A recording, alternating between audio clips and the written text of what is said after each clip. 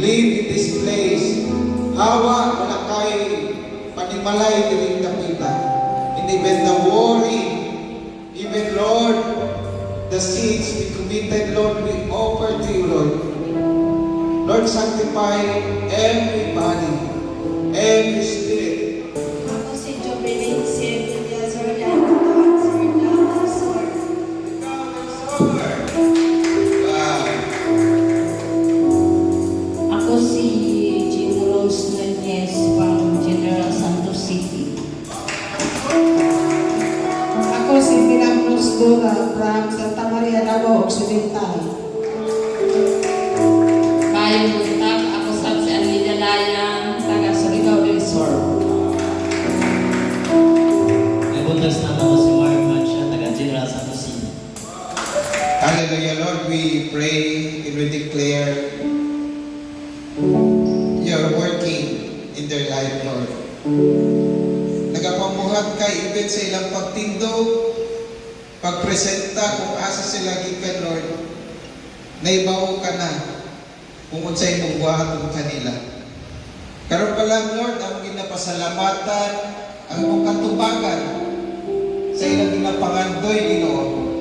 Wala ti kabalo unsay nason, pero kabalo mi naa kay plano sa ilang na maayo. Madumog nila ang pulong kung magkaroon sila og kinabuhi. Kinabuhi walay katapusan.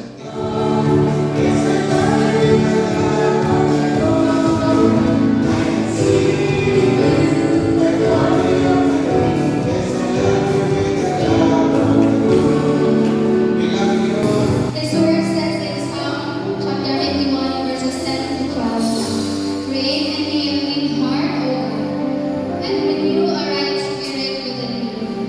Cast me not away from your presence, and take not your Holy Spirit from me. Restore to me the joy of your salvation, and uphold me a willing spirit. Amen.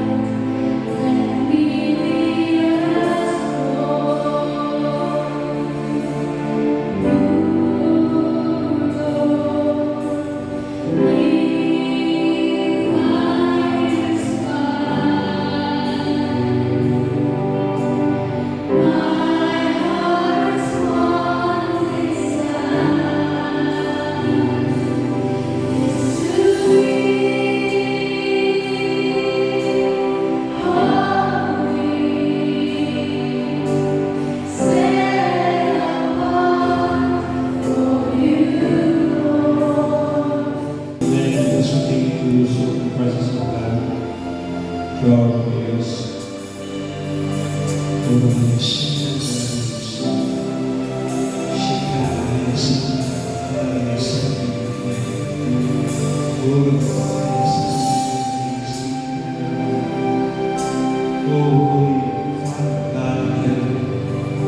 You are holy. You are holy. Lord, we come to you to throne of your grace. As we continue, Lord, to seek you, to honor you, to worship you in spirit and truth, Lord. Today we declare the Lordship and kingship of our lives.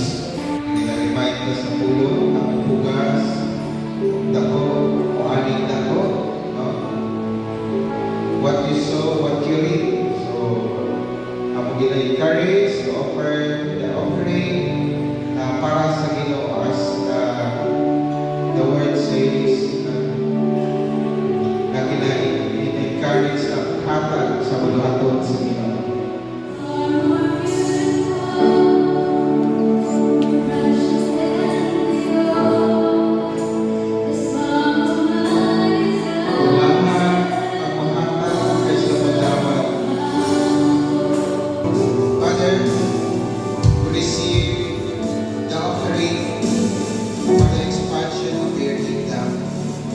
Lord, bless those who give, even those who wanted to give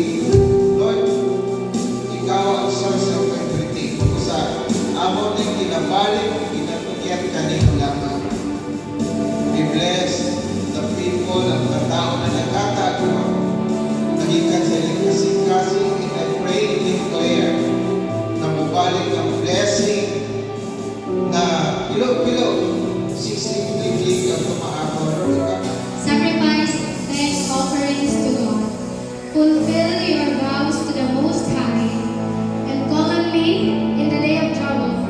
I will deliver you, and you will honor me. To those who sacrifice thank offerings, honor me, and to the blameless, I will show my salvation. Amen. Hallelujah.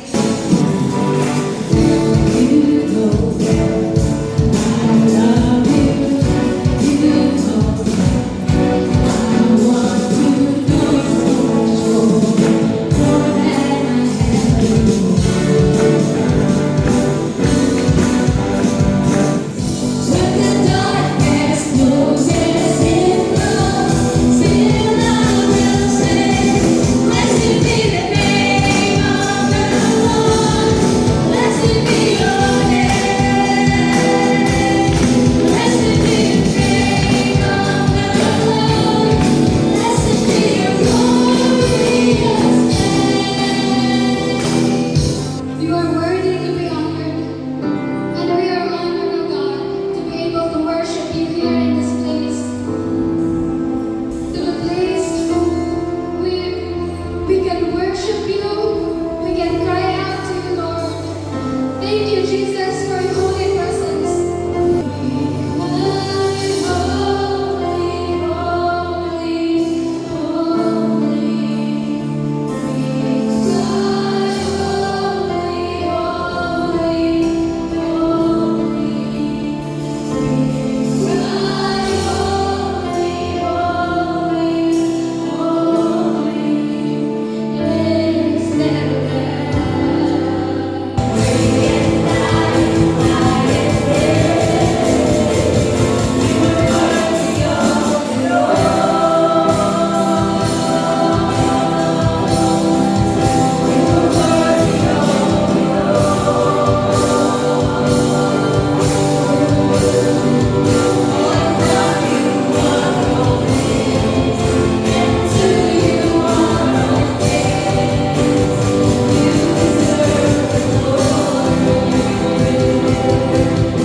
Na sa sobra simana na sa bulan sa 2026. Hallelujah. Palakpakan na ito ang pinuri.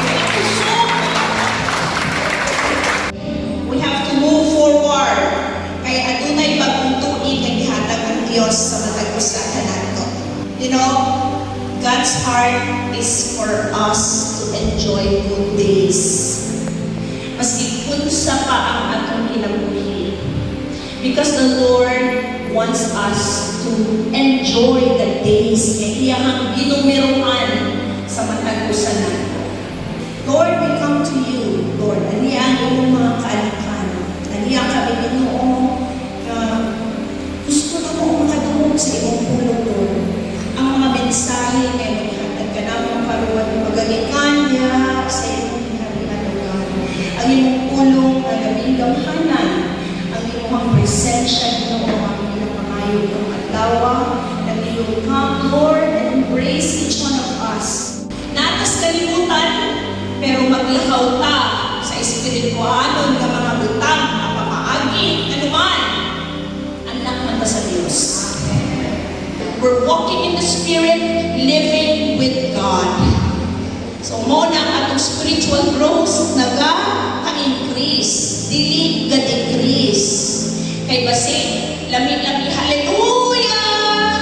Kung na-ay blessing, kung ay blessing, nang hallelujah! Sa atong mga kalag, sa atong kasing-kasing, atong nakuna, unsa magiging ay ang atong tungtan. Unsay basihan para mahimong healthy ang muna-una sa usa ka Kristohan. You should have the mind of Christ. The mind of Christ is the God who can create something out of nothing. Create a need for God to supply. Kailangan ang mindset sa Ginoo. Kay maski tiglisod ang panahon, dili ta mubiya sa pagpangalagad sa Ginoo. The mindset of Christ knows that He will only do the things what the Father has told Him to do. Sa sobrang complacent nato kay pamper tagmayo sa Dios, ipalangga tagmayo sa Ginoo. When was the last time you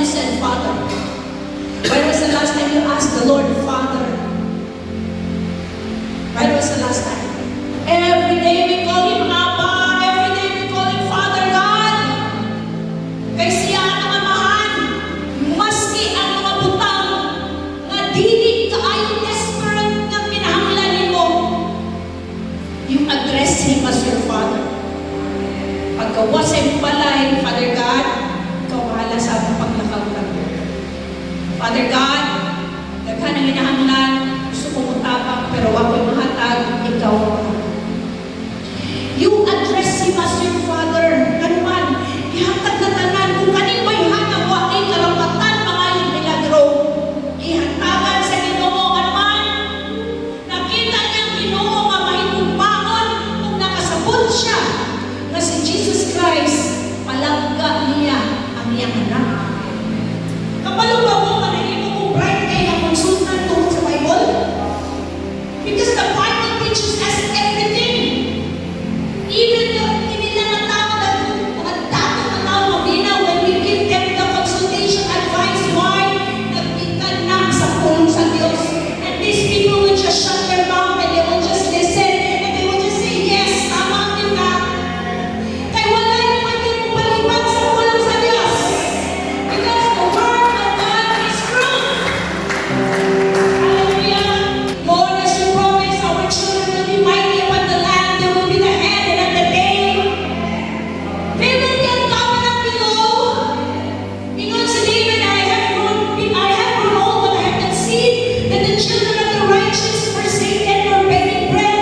Ang akong mga anak, managkot, Ginoo, nga adunay provision, adunay pabor sa matag adlaw. We start declaring God's promises because that's our part. We lay hold of the promise and then we align our thoughts to His thoughts. Sabi na Pastora, His thoughts are higher than our thoughts. His ways are higher than our ways. Well, kung anak ka sa Diyos, kailangan maging sa siya, di ba? It will manifest in the physical later on. Magkurang ka na lang. Nag-intun na lang ang tanan. Muhawa ka sa Capernaum, maayo na ka. You are awesome in this place, mighty God. You are awesome in this place, Abba Father. You are worthy of all praise. To you I sing praise. You are awesome in this place, mighty Again, let's declare. Today, we reject the lies of the world and choose to believe your word.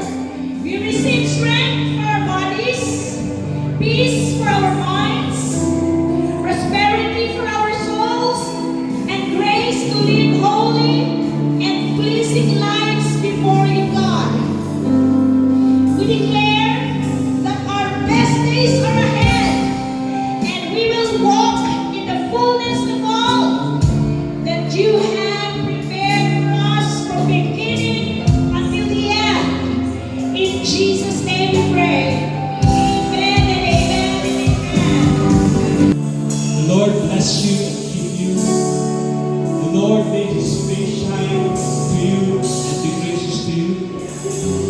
The Lord cause His face to watch you and give you peace. Hallelujah.